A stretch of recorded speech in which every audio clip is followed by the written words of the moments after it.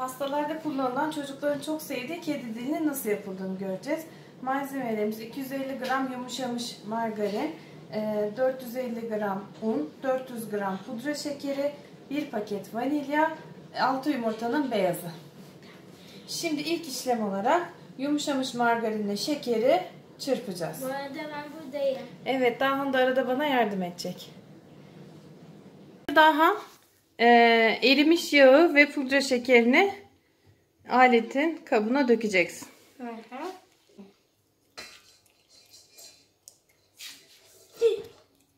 Azıcık yere döktüm. Ama sonra olmadı herhalde. Hı hı.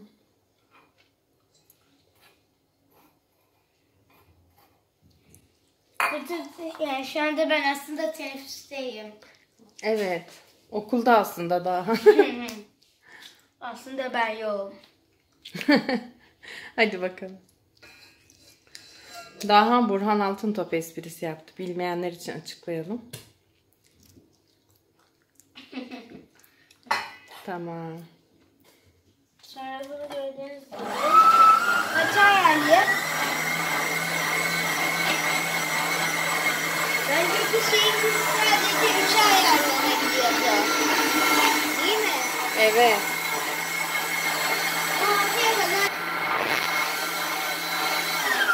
Tamam. Şimdi Olmuş mu? Sanırım olmuş. Güzel gözüküyor. Çok güzel. Katı. Şimdi yumurtaları biraz ekleyeceğiz. Ben biraz dökeyim. Siz yumurta mı kırdın anne? Bir önceki tarifte yumurta sarısı kullanmıştım. Onun beyazları bunlar. Birazını ekledim. Gene çalıştır. Tamam. İlk önce Sonra da yumurtanın kalanını ekleyeceksin. Ters oldu. Evet. Oldu değil mi? Hı hı. Şimdi çalıştır.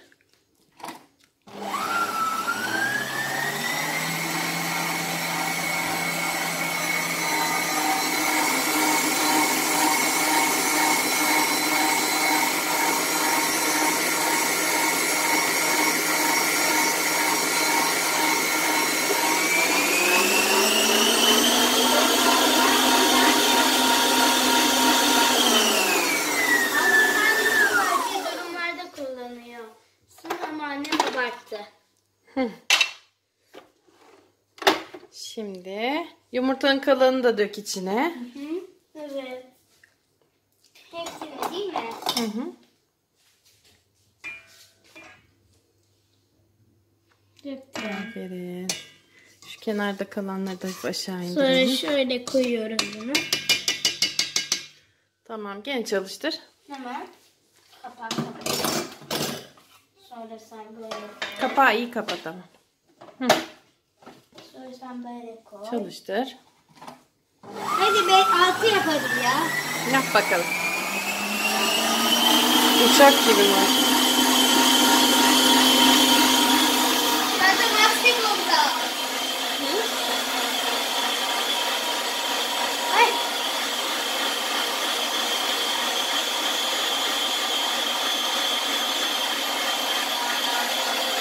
Tamam, durdur şimdi Dahancığım. Evet. Gene aç içini. Şimdi unla vanilyayı ekleyeceğiz.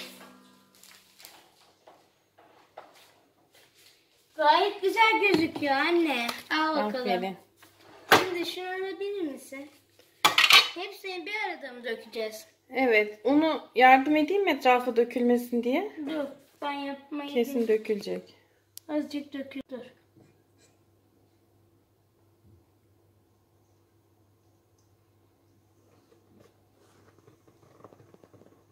Of yandan da dökülmüş. Gayet Tamam. döktüm. Eyvah. Neyse. Bir de vanilyayı açıp içine dök bakalım. Bekle bir şey yapmalıyım. Mesela. Aynen. Yok sen yapma dur. Şey almak için. Şu dökülenleri kurtarmak için. Hadi. Sonra Evet.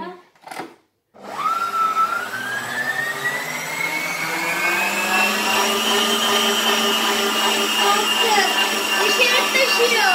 Çok hızlı çalıştırdın hemen. Olsun.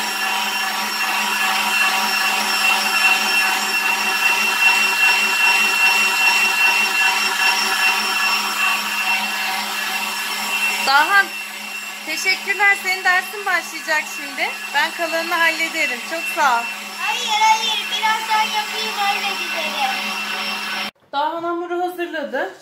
Şimdi ben bunları fırın tepsisine diziyorum ve pişireceğim.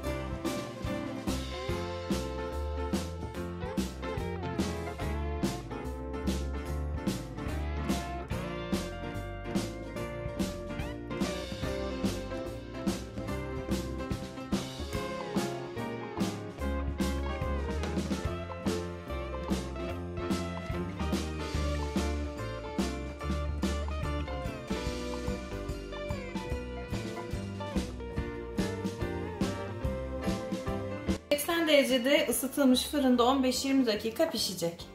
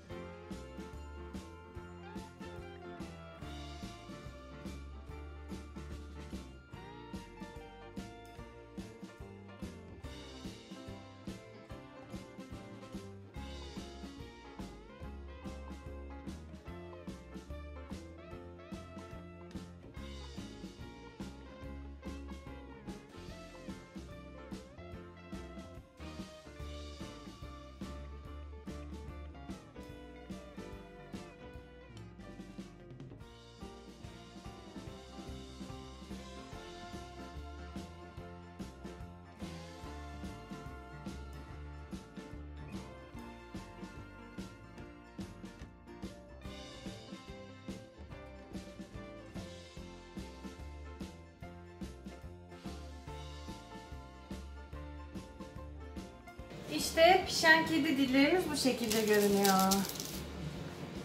Bunları ister bisküvi olarak yiyebilirsiniz, ister pastanızda kullanabilirsiniz. Tabii normalde pastada kullanmak için satılırlar bunlar. Ama ben küçükken annem bunlarla pasta yaparken birazını alıp yemeyi çok severdim. Bisküvi gibi. Bu tariften bayağı fazla miktarda çıkıyor. Zaten pasta yapsanız bile kalanını çocukların sütle yiyeceği şekilde kullanabilirsiniz. Bunun gibi 3,5 tepsi çıktı çünkü. Afiyet olsun.